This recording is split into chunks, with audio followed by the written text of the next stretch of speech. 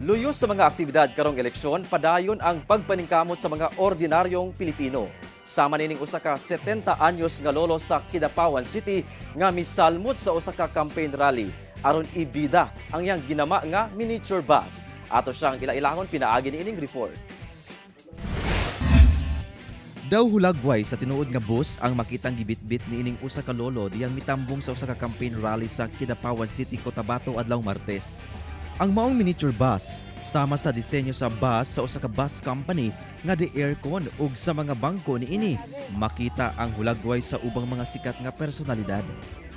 Obra kini sa maong lolo nga si Rolly Anggoy, 70 anyos, taga Makilala, Cotabato.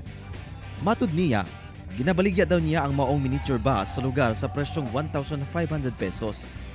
Sumala niya, mitambong siya sa mong rally aron manginabuhi ilabi pa nga gilauman ang pagtambong sab sa daghang tawo.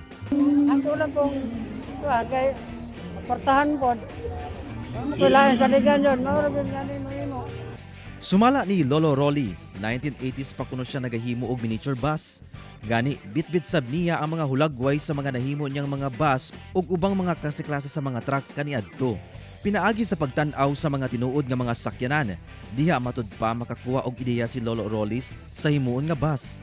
Sumala niya, lig-on ang iyang mga gama nga miniature bus. Takyan na rin ito. May takyan ako, video, takyan. Ang maong obra ni Lolo Rolly, gikalingawan sab sa ubang residente.